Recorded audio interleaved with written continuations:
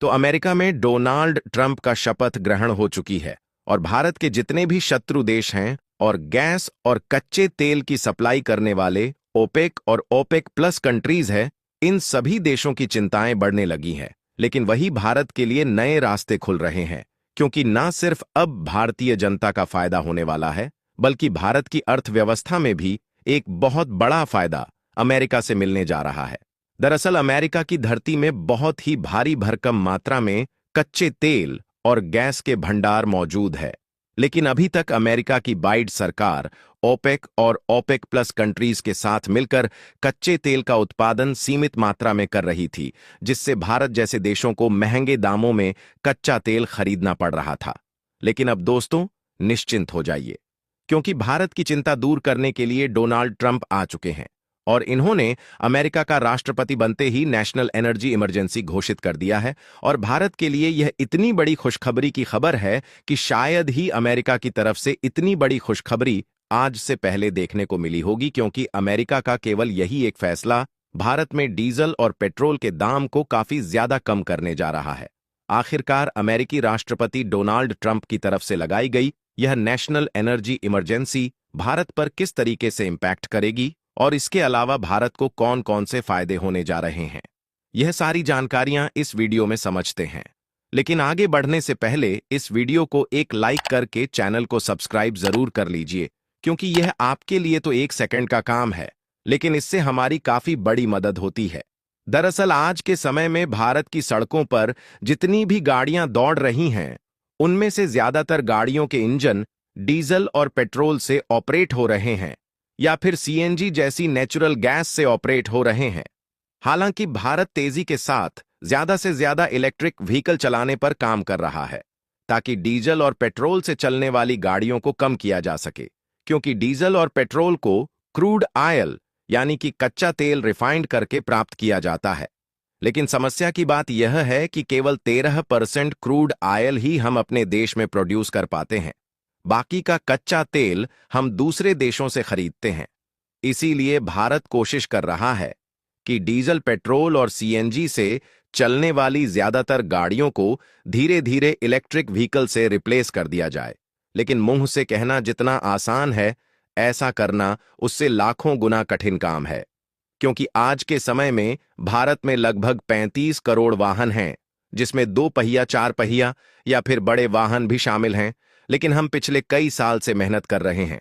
उसके बावजूद भी इस समय केवल 2 या मुश्किल से 3% वाहन ही इलेक्ट्रिक व्हीकल है,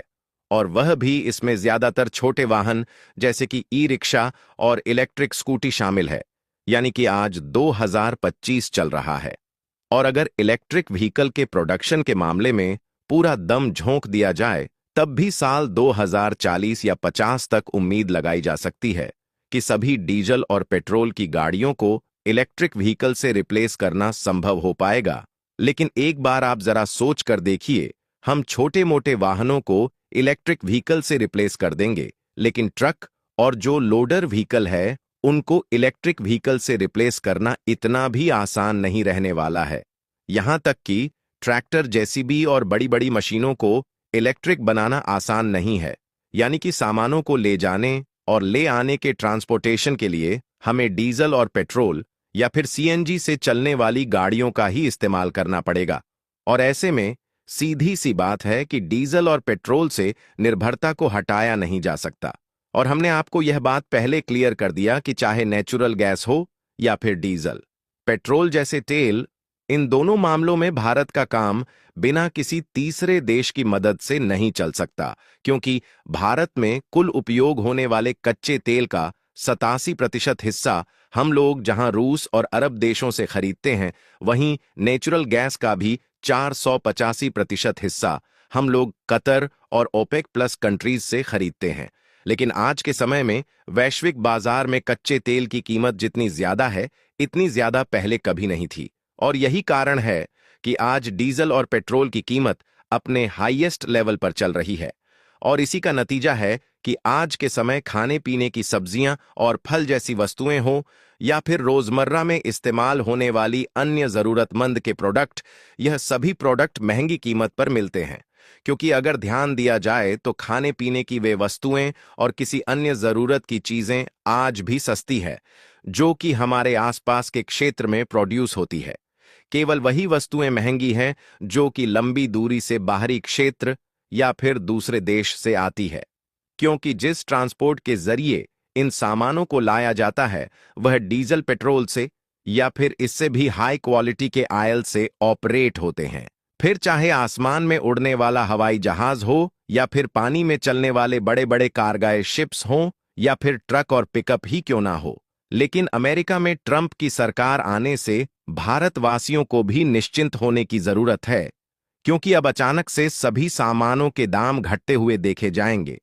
क्योंकि अमेरिका की ट्रंप सरकार ने जिस नेशनल एनर्जी इमरजेंसी लागू करने का फैसला लिया है,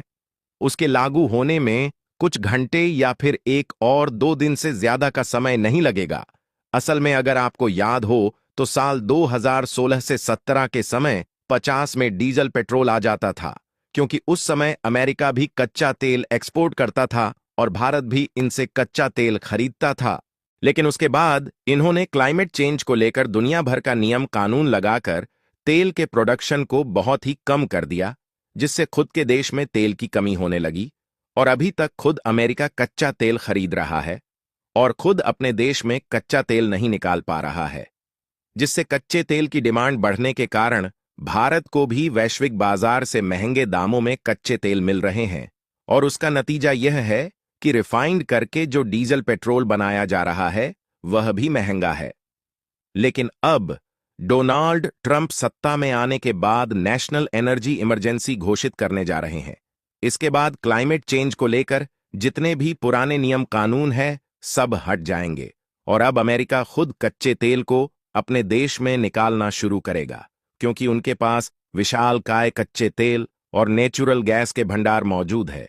और जैसे ही अमेरिका इसका प्रोडक्शन शुरू करेगा वैसे ही अमेरिका की मार्केट में डीजल, पेट्रोल, गैसोलीन, जितने भी पेट्रोलियम प्रोडक्ट है सभी के रेट अचानक से गिर जाएंगे। और ना सिर्फ अमेरिका में कच्चे तेल के प्राइस घट, बल्कि इसका असर पूरे वैश्विक बाजार में होगा, क्योंकि अमेरिका दूसरे देशों से कच्चा तेल खरीदना बंद कर देगा और अपने देश से दूसरे देश में कच्चे तेल को एक्सपोर्ट करना शुरू कर देगा, जिससे भारत चाहे अमेरिका से कच्चा तेल खरीदे या फिर किसी और देश से, यकीनन भारत को सस्ते दामों में मिलने वाले हैं। और यह हमारी अर्थव्यवस्था को बढ़ाने में काफी ज्यादा मदद करेगा, क्योंकि न सिर्फ इससे महंगाई कंट्रोल होगी बल्कि हम ज्यादा से ज्यादा डीजल और पेट्रोल भी दूसरे देश में एक्सपोर्ट कर पाएंगे, क्योंकि हमारे पास बड़ी बड़ी रिफाइनरी मौजूद है।